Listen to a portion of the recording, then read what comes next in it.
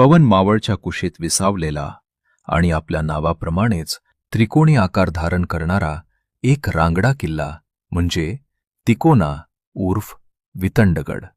सह्याद्रीच्या डोंगर रांगेतील हा एक असा किल्ला आहे जो आजही शिवरायांच्या पराक्रमाची साक्ष देतो.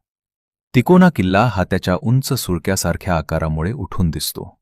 1657 मध्ये महाराजांनी हा गड स्वराज्यात आणला. गडाच्या पायऱ्या चढताना जाणवणारा इतिहास आणि वरून दिसणारा पवन मावळचा अथांग परिसर पर्यटकांना भुरळ घालतो.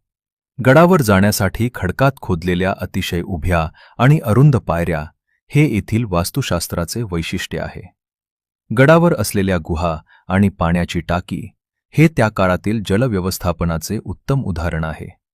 या गुहांचा वापर टेहळणीसाठी आणि विश्रांतीसाठी केला जायचा.